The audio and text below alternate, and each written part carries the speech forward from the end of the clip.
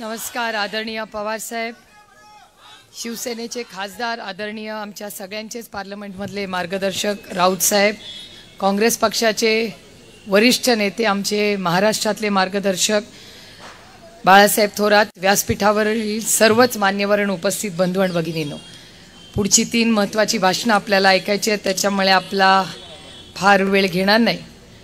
पण शिरूर लोकसभा आणि बारामती लोकसभा मतदारसंघातल्या प्रत्येक कार्यकर्त्याचे मी मनपूर्वक आभार मानते की गेले 3 दिवस रात्र आपण या आक्रोश मोर्चात जे सगळे चाललात फिरलात, लोकांपर्यंत पोचलात.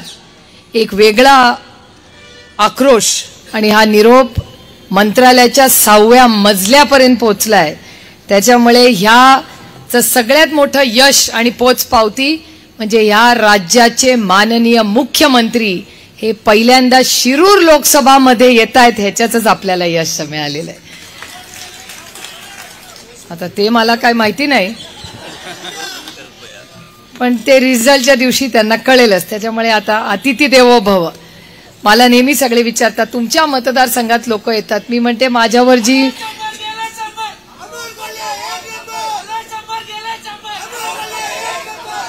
अरे परवा मी एक त्या ह्याच्याची ऐकली, परवा इथे आहे का कोण इंदापूरचं, ती परवा सक्षनाने काय सांगितली आपल्याला, सोलापूरला म्हणतात बाई काहीतरी कढीपत्त्याची, आता आठवे ना मला. हा 1 रुपया कढीपत्ता, सरकार झालं बेपत्ता. परवा मी इंदापूरमध्ये ऐकलंय. खरंच आहे की आज जी परिस्थिती आहे आणि जो संघर्ष आम्ही बघतोय, आज अमोलदादांनी हा सगळा जो मोठा 3-4 दिवसाचा कार्यक्रम केला त्याच्यासाठी आवर्जून थोरात साहेब, काँग्रेस पक्षाची सगळी ताकद आणि शिवसेनेचे सगळे कार्यकर्ते पदाधिकारी त्यांचे मी मनपूर्वक आभार मानतो की महाविकास आघाडीची काय ताकद आहे ही आज सगळ्या त्या 6व्या मजल्यापर्यंत ही पोचलीच असेल. आणि सगळ्यात महत्त्वाची गोष्ट जी मला चिंता वाटते, कारण मी जे मुद्दे अमोलदादांनी बोलले ते मी परत बोलणार नाही, पण आज महाराष्ट्राच्या समोर सगळ्यात मोठं आव्हान कुठलं आहे तर ते पाण्याचं असणार आहे. बारामती लोकसभा मतदारसंघात जलजीवन मिशनच्या माध्यमातून जे काम झालं, अतिशय उत्तम कामं झाली. त्या काळामध्ये माननीय उद्धवजींचं सरकार होतं आणि 50% खर्च केंद्र सरकारने केला आणि 50% खर्च जलजीवन मिशनचा सगळा हा उद्धव साहेबांच्या या सगळ्या सरकारमध्ये, बाळासाहेब थोरात त्याच्यात होते, सगळीच राष्ट्रवादी काँग्रेस पक्ष होती, त्या काळात झालं. इन्फ्रास्ट्रक्चर झालं, टाक्या झाल्या, पाईप बसले, पण त्याच्यात पाणीच नाही आज. त्याच्यामुळे पाण्याचं नियोजन आज अनेक भागांमध्ये मी खरं तर 2 गोष्टी ज्या केल्या होत्या. 6 महिन्यापूर्वी मी माननीय पियुष गोयल यांना ट्विटरच्या माध्यमातून एक पत्र लिहिलं होतं की आजपासून कांद्याचा प्रश्न हा गंभीर होणार आहे, तुम्ही काहीतरी निर्णय घ्या. आणि तेव्हा पियुष गोयलनी त्यांच्या पद्धतीने मला सांगितलं होतं तुम्हाला काय शेतीतलं कळत नाही, काय होणार नाही, ते सगळं ठीकच होणार आहे. आज तुम्ही बघताय कांद्याची काय परिस्थिती आहे. तसंच त्यांनी इथेनॉलच्या बाबतीत केलं. गुरुवारी सकाळी 11:15 वाजता पार्लमेंटमध्ये उत्तर देताना सांगितलं की या देशातली सगळ्यात चांगली इथेनॉलची पॉलिसी ही 2014 साली झाली. हे दुर्दैव आहे. माननीय आदरणीय खूप उच्च शिक्षित चार्टर्ड अकाउंटंट असे आमचे बंधू पियुष गोयलजी आहेत, पण थोरात साहेब त्यांना माहिती नाही की इथेनॉल महाराष्ट्रात गेले 30-40 वर्ष चाललंय. त्यांना असं वाटतंय जे या राज्यात होतंय हे 2014 नंतरच होतंय, कारण का आधीचा अभ्यास कदाचित त्यांचा कमी असेल, कदाचित. त्याच्यामुळे त्यांना ही माहितीच नाही आहे. आणि मी जेव्हा हे प्रश्न बघते तेव्हा कांदा असेल किंवा महाराष्ट्राच्या माननीय मुख्यमंत्री आणि दोन्ही उपमुख्यमंत्र्यांना मी 1.5 महिन्यापूर्वी पत्र लिहिलं होतं की पाण्याची परिस्थिती आपल्या जिल्ह्यातली अनेक भागांमध्ये अतिशय अडचणीची आहे. आजही मी बारामती आणि पुरंदर, इंदापूर आणि दौंडला जेव्हा अमोलदादा आणि आम्ही फिरत होतो तेव्हा प्रत्येक गावात, अनेक गावात असं आम्हाला महिला म्हणल्या की ताई कांद्याला तर भाव नाहीच आहे, दुधाला पण भाव नाही आहे, पण आमच्या गावामध्ये आज पाण्याचीही कमतरता होते. तशीच परिस्थिती पुणे शहरातही सुरू झालेली आहे. कारण का दादांना माहिती आहे, आम्ही 1 महिन्यापूर्वी पुणे म्युनिसिपल कॉर्पोरेशनमध्ये ही मीटिंग घेतली होती आणि तेव्हा पाण्याचा प्रश्न, त्याच्यामुळे माझी या महाआघाडी जे त्यांना म्हणतात 3 पक्षांचं जे ट्रिपल इंजिनचं खोक्याचं सरकार आहे, त्यांना विनंती आहे की तुम्ही पक्ष फोडा, तुम्ही काय ईडी, सीबीआय, इन्कम टॅक्स ते थोडेसे दिवस जरा बाजूला ठेवा. ही महाराष्ट्राची मायबाप जनता आज पाणी मागते आणि न्याय मागते. आणि जर ही दुष्काळाची परिस्थिती अशीच राहिली तर त्यांचा कुठल्याही कार्यक्रमाला त्यांना फिरता येणार नाही. हे आम्ही अडवणार नाही. जशी त्यांची तो कसला तर मोदी साहेबांचा रथ फिरतो ना, तो कसा लाठी घेऊन गावातून बाहेर काढतो, तसंच हे जातील ना तेव्हा ह्यांना पण बाहेर काढतील. त्याच्यामुळे संभाल के रहो, नाही तर परत आपल्यावर आरोप येतील की आपण काहीतरी राजकारण करतोय. पाण्याचं राजकारण कधी केलं नाही आणि कधी करणारही नाही. त्याच्यामुळे पाण्याच्या बाबतीत अतिशय संवेदनशील पद्धतीने मला वाटतं या सरकारनी जातीने लक्ष घातलं पाहिजे. आणखीन एक मोठं आव्हान आपल्या समोर आहे, ते म्हणजे अंगणवाडी भगिनींचं. आज या राज्यातल्या सगळ्या अंगणवाडी भगिनी या आंदोलन करतायत. काय त्यांची मागणी आहे की पगार वाढ करून द्या. काय फार पगार वाढत नाहीये. कालच इंदापूरला मी होते, तिथे मोठा थाळीनाद करण्यात आला. 3 तारखेला अंगणवाडी सेविकांचं मोठं आंदोलन हे मुंबईला आहे. आज महाविकास आघाडीच्या वतीने मी आपल्याला शब्द देते की तुमच्यासाठी महाविकास आघाडीच्या वतीने तिन्ही पक्षाचे सगळे आमचे जे वरिष्ठ नेते असतील ते कुठलंही राजकारण न करता अंगणवाडी सेविकांना 3 तारखेला तुम्हाला तुमचा मान सन्मान करायला आणि तुमच्या या आंदोलनातनं पूर्ण ताकदीने आम्ही तुमच्या बरोबर आहोत आणि तुमच्या बरोबर राहू. आणि 2-3 महत्वाचे विषय आहेत. एक म्हणजे आरक्षणाचा. आज महाराष्ट्रात आरक्षणाचा विषय अतिशय महत्वाचा आहे. मी गेले 10 वर्ष आणि तुम्ही माझा रेकॉर्ड काढून पहा की गेले 10 वर्ष लोकसभेमध्ये सगळ्यात जास्त आरक्षणाबद्दल कोण बोलला असेल तर त्या खासदाराचं नाव सुप्रिया सुळे. मराठा, धनगर, लिंगायत आणि मुस्लिम समाजाच्या आरक्षणासाठी पूर्ण ताकदीने मी स्वतः बोललेले आहे. आणि भारतीय जनता पक्ष महाराष्ट्रात एक बोलतात, दिल्लीत एक बोलतात. महाराष्ट्रात म्हणतात धनगर समाजाला आरक्षण देऊ आणि दिल्लीत म्हणतात आम्ही आरक्षण देणार नाही आणि त्याला विरोध करतात.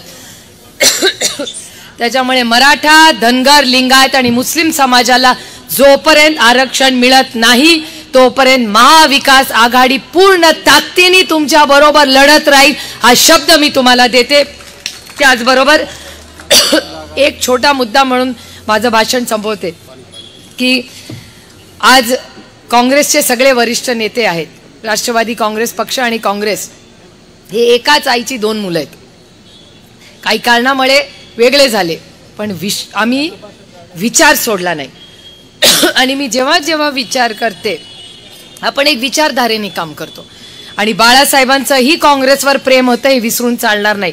मला अजूनही आठवतं प्रतिभाताई पाटलांचं इलेक्शन असू दे किंवा प्रणब मुखर्जी साहेबांचं इलेक्शन असू दे, दोन्ही वेळा बाळासाहेब ठाकरेंनी काँग्रेसच्या उमेदवाराला प्रेसिडेंट ऑफ इंडिया म्हणून साथ दिलेली आहे. हे काँग्रेस पक्ष आणि राष्ट्रवादी हे शिवसेनेचे उपकार कधीही विसरणार नाही.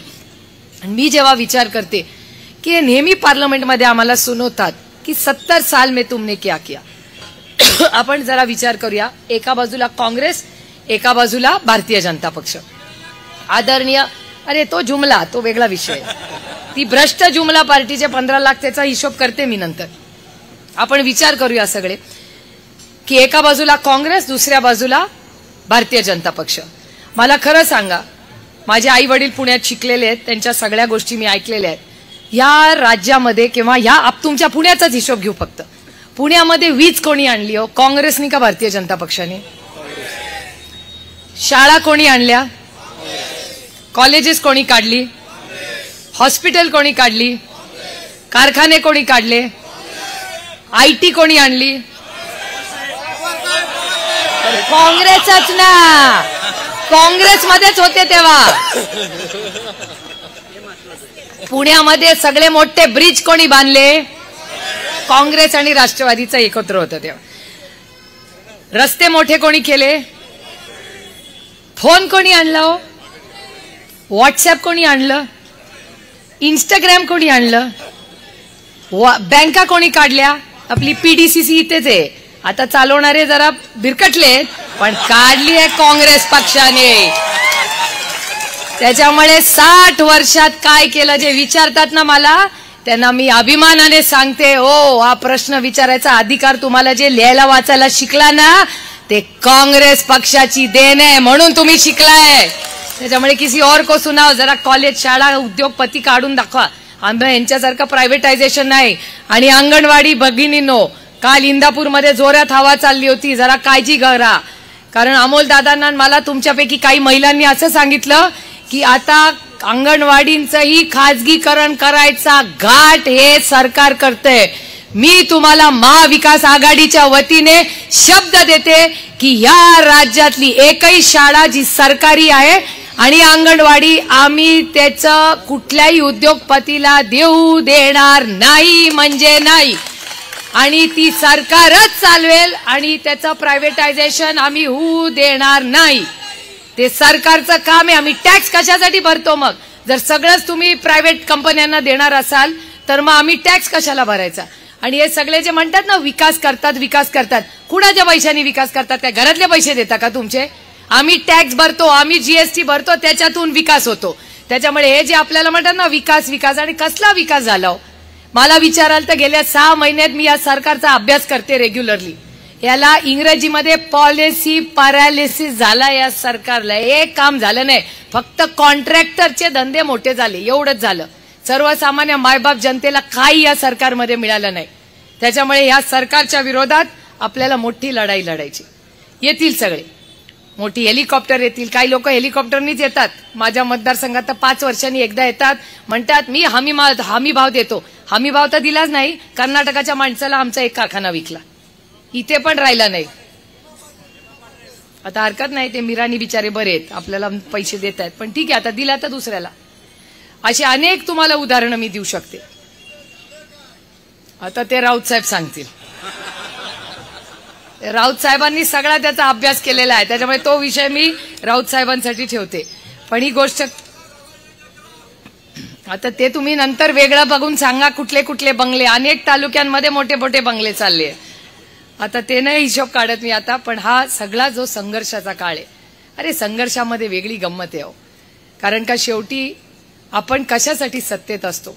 काही लोक म्हणतात आम्ही सत्ता सेवेसाठी असतो, काही लोक वेगवेगळ्या कारणांसाठी. मी राजकारणात कशासाठी आले हे मला माहिती आहे. मी राजकारणात तुमच्या आयुष्यात एक चांगला बदल घडवण्यासाठी आले. आणि 3 गोष्टी लक्षात ठेवून आपण सगळ्यांनी पुढे काम करायचंय: सेवा, सन्मान आणि स्वाभिमान. सेवा मायबाप जनतेची, सन्मान महिलेचा, शेतकऱ्यांचा आणि ज्येष्ठ नागरिकांचा, आणि स्वाभिमान तुमच्या आणि माझ्या महाराष्ट्राचा. त्याच्यामुळे ही संघर्षाची लढाई मला काय अडचणीची वाटत नाही. कारण का मी छत्रपतींचं नाव घेते, अभिमानाने घेते. आणि आदरणीय ज्यांचे संस्कार आमच्यावर झाले असे कैलासवासी यशवंतराव चव्हाणांचेही संस्कार आमच्यावर झालेले आहेत. ते फक्त फोटोपुरतं नाही, आमच्या कृतीमधून पण आहेत. त्याच्यामुळे जेव्हा तुम्हाला आठवत असेल, जेव्हा जेव्हा महाराष्ट्रातला स्वाभिमानी माणूस भाषण करतो तो काय म्हणतो की जेव्हा हिमालयाला गरज पडली तेव्हा आमचा हा सह्याद्री हा दिल्लीला गेलेला आहे. चीनचं युद्ध जेव्हा झालं तेव्हा पंडित जवाहरलाल नेहरूंनी आवर्जून चव्हाण साहेबांना दिल्लीला बोलवलं आणि त्यानंतर आपण चीनच्या बरोबरचं जे युद्ध होतं ते जिंकलो. त्याच्यामुळे हे जे योगदान चव्हाण साहेबांचं आहे हे कधीच विसरणार नाही. आणि हे हिमालय आणि सह्याद्रीचं नातं आहे. पण आता परिस्थिती बदलली आहे, काळ बदललेला आहे. जेव्हा हिमालयाला शिंक येते ना तेव्हा आमच्या सह्याद्रीला ताप येतो इकडे. अशीच परिस्थिती झाली. आता अमोलदादा बोलले, खोटं नाहीये की ह्यांच्यापैकी कोण इथेनॉलची जेव्हा अडचण आली तेव्हा एक तरी माणूस दिल्लीला गेला का? यांच्यापैकी एक पण गेला नाही. कांद्याच्या भावासाठी कोणी गेला का? गेला नाही. दुधाच्या भावासाठी गेला नाही. आरक्षणासाठी गेला का? मराठ्यांनो सांगा, आरक्षणाला गेला का? धनगर समाज सांगा, तुमच्या आरक्षणासाठी गेला का? लिंगायत का मुस्लिम, कुणाच्या समाजासाठी हे गेले? हे फक्त स्वतःच्या स्वार्थासाठी जातात. मंत्री ते तर आहेच ना. आता म्हणूनच ती आधी भारतीय जनता पक्ष होता, जेव्हा उद्धवजींची, राऊत साहेबांची आणि त्यांची मैत्री होती. आता त्यांचं नाव बदललेलं आहे. ते भारतीय जनता पक्ष नाही, ती भ्रष्ट जुमला पार्टी झालेली आहे. हा आरोप आहे माझा त्यांच्यावर. ते भ्रष्ट आहेत, ते जुमलेबाज आहेत आणि त्यांचा पक्ष आहे. आणि हे मी ताठ मानेनी का बोलू शकते? कारण का माझे विरोधक पण म्हणतात की सुप्रिया सुले की सबसे बड़ी ताकत उसकी ईमानदारी है. त्याच्यामुळे भ्रष्ट जुमला पार्टी माझ्या नादी कधी लागत नाही. मग ते आमचं ऐकलं नाही की आमचं निलंबन करतात. अरे निलंबन करून तर बघा, जर शेतकऱ्याला हमी भाव मागणं ही माझी चूक असेल तर 1 नाही 100 वेळा निलंबन झालं तरी चालेल, पण त्या भ्रष्ट जुमला पार्टीच्या दारात मी जाणार नाही. आणि कधी मी एक स्वाभिमानी मराठी मुलगी आहे, काय सत्तेत कोणी जन्माला येत नाही आणि आयुष्यभर सत्तेत राहण्यासाठी आलो नाही. आम्ही तुमच्या आयुष्यात, आणि एक तुम्हाला सांगते, मी विरोधात असले ना तरी आपली कामं होतात. कारण का आपण सत्तेत असताना लोकांशी चांगलं वागलं ना, विरोधात असलं तरी बिचारा कलेक्टर फोन घेतो आपल्याला. कारण का आपण कधी बदली आणि भानगडी आणि ते असल्या उद्योगाची कामं त्याला कधी सांगितली नाही. आणि त्यालाही माहिती आहे की हिच्या जास्त नादी लागायला नको, कारण का हिनी कधी उलटी सुलटी कामं सांगितली नाही. त्याच्यामुळे प्रशासनाची तुम्ही स्वच्छ राहिला की तेही तुमच्याशी स्वच्छ राहतात. त्याच्यामुळे पुढे काय होईल ते इलेक्शनमध्ये आपल्याला सगळ्यांनाच माहिती. आणि ते आज राऊत साहेब आहेत म्हणून त्यांच्यासमोर सांगते, कारण काय राऊत साहेब ही सगळी लोक बसलेत ना, हे पत्रकार आम्हाला रोज छळतात, कोण किसी सीट लढणार, कोण सीट. मी त्यांना म्हणते तू आम खाऊ, पेड मत गिनो. आमचे रिझल्ट लागल्यावर किती निवडून येतात ह्याचा हिशोब फक्त बघा. कारण का ते म्हणतात 300 पार 40 पार वगैरे, ते त्यांचे डायलॉग आहेत. आम्हाला माहिती आहे आता सर्वे पण आलेला आहे. त्याच्यामुळे सर्वे काय सगळं खोटं बोलत नाही. त्याच्यामुळे सर्वेमध्ये पण आपलं चांगलं आहे आणि रोज गिनती वाढत चालली आहे. त्याच्याचमुळे आता सगळे आपल्याला इलेक्शन कुणासारखं लढायचं, दंगेकरांसारखं लढायचंय. त्याच्यामुळे आपली ही लढाई या ब्रिटिश भ्रष्ट जुमला पार्टी बरोबर आहे. त्यामुळे काय तुम्ही काळजी करू नका, ते येतील काय सांगतील ऐकायचं, जनाचं करायचं. त्याच्यामुळे माझा विश्वास आहे की आज लोकसभा आहे नंतर, आणि मग नंतर मला आज साहेब पण विचारलं तू काय 10 महिने मुंबईला जाणार नाही असं ऐकलं. म्हटलं 10 महिने मुंबईला जाणार असं नाही, पण माझा नवरा आणि मुलं मुंबईला राहतात. आता मला आपल्या सगळ्यांनाच इलेक्शनची जबाबदारी आहे.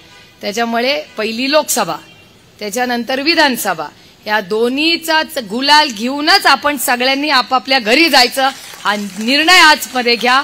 ही वज्रमूठची सभा ही सगळीकडे राज्यात होतील. पण मी तुम्हाला विश्वास देते की जर महाराष्ट्राचा स्वाभिमान हा आपल्याला जगवायचा असेल, टिकवायचा असेल, माझं दिल्लीची आणि वैयक्तिक कुणाशीही भांडण नाही, पण मी एक स्वाभिमानी मुलगी, आणि जर महाराष्ट्राचा अपमान तुम्ही करणार असाल तो मी तरी सहन करणार नाही. कारण का ज्या भागाची मी लोकप्रतिनिधी आहे ती सगळी छत्रपतींच्या पदस्पर्शाने पावन झालेली ती भूमी आहे.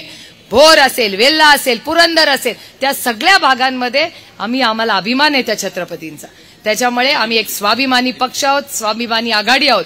त्याच्यामुळे पूर्ण ताकदीने आम्ही लढू. आणि हे जे शेतकरी विरोधी जे सरकार आहे, हे भ्रष्ट सरकार आहे, त्यांना त्यांची दाखवायचं काम हा नक्की प्रत्येक मतदार करेल. आज